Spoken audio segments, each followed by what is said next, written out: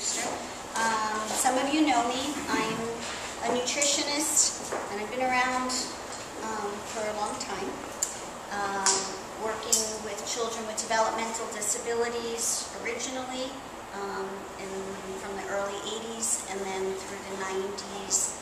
It segued certainly into PDD, NOS, and the whole autism spectrum disorder explosion, unfortunately.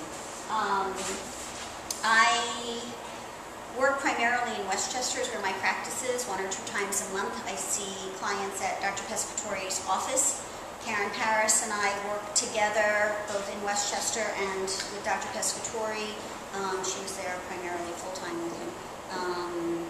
And both do nutrition and biomedical therapies, as well as NAET as an allergy desensitization therapy that Karen's going to talk about a little bit more after I get done running through the biofilm protocol. So, and biofilm, and this biofilm protocol is very specific to helping to heal gut dysbiosis, because the gut is a very difficult thing to manage for many of us throughout our lifetimes. But for young children, you know, the gut is often the most immature system, even in a full-term, typical, healthy baby. I mean, historically, babies have colicky, walk on the floor, breast milk intolerances, formula intolerances, right? The gut is always the issue, right? It's always been about pooping and pooping too much or pooping too little. I mean, it's all, the gut is an issue for everybody, and for babies across the board. So now, of course, as Dr. Pescatori pointed out, through all these environmental toxins, and we know from all the various cord blood studies and the different adult tissue studies, but the cord blood studies on infants, that kids are coming into this world with this tremendous body burden, all these chemicals, everything that we've been taking in. And I always say, you know, parents today, I mean, first of all, parents are older, so it's been a lot more years of toxic accumulation in the body, okay? And then everybody really, even though we all shun it now and there's less styrofoam and everything else, I mean, think about it. Pretty much everybody grew up on microwaves and styrofoam cups for coffee and chemicals. And we grew up in a trans fat society. Really, I mean, the last 30 years, it was all about the hydrogenated fats in all of the foods. So we were omega-3 deficient, we weren't getting sunshine, we were vitamin D deficient. So now, all of this is coming to bear. We're realizing that we really don't have we're overloaded with toxins.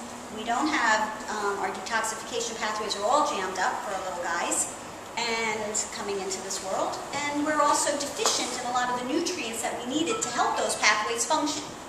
So, you know, at the seat of all of this is our immune system, which in a young developing child is, you know, neck and neck with the neurological system. So this immune system is now all overly challenged because it's already coming in with this high body burden.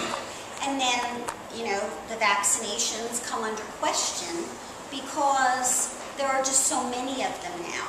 And I always use the example, you know, it's like my oldest is 27. He had 11 vaccines before 18 months. And then my 20-year-old had 19 vaccines before 18 months. And now it's like 34 vaccines in 18 months. Now, as a public health practitioner, I can appreciate the value. But when you're of vaccinations, but when you're taking children whose body burden is already high, majority of whom are having infant formulas that are made from all these genetically modified components from animals that have huge body burdens, as Dr. Pescatori pointed out.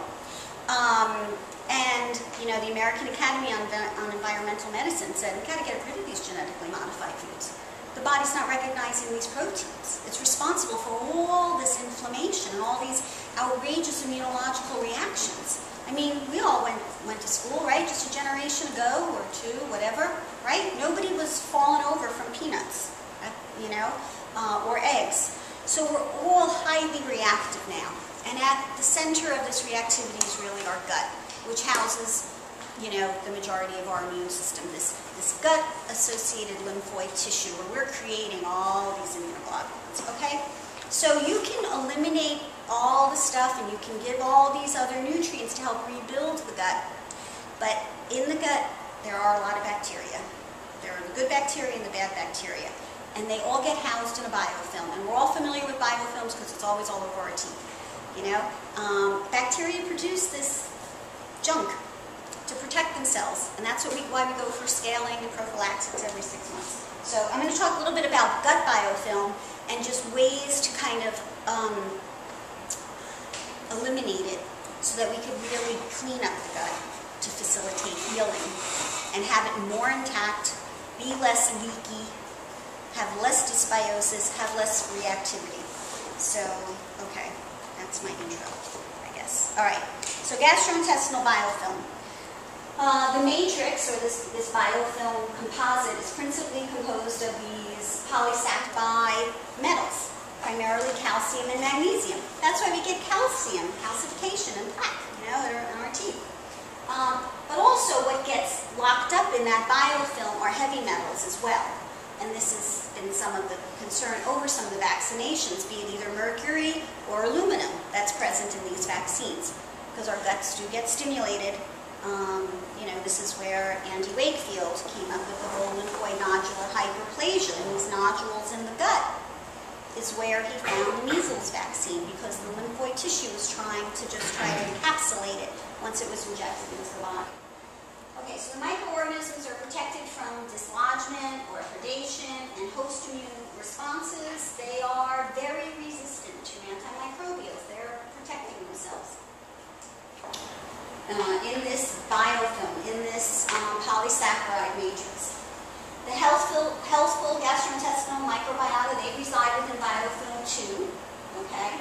And the pathogenic biofilms that exist are responsible for so much bowel disease. Barrett's esophagus is what really occurs when there is severe esophagitis and irritation to the esophagus. Over time, it gets very friable. The Helicobacter pylori associated disorders, H. pylori, and even like Clostridia difficile that overgrows in the gut after too much antibiotic use. And again, even if you're not taking these antibiotics indirectly yourself, you're getting them residually from the animals that you're eating. So the biofilm shields microbes from the body's humoral and cell-mediated immune responses. The body's acidic assault on biofilm generally results in collateral damage to the surrounding tissue. But the pathogens or the bacteria stay fine. They stay protected while the whole gut is falling apart. The growth of immune-mediated chronic disease mirrors the decline of viral and bacterial childhood disease minimized by vaccines. So what we've seen is that as we've had our vaccinations, we get less measles and chickenpox and all those things have come down, okay, in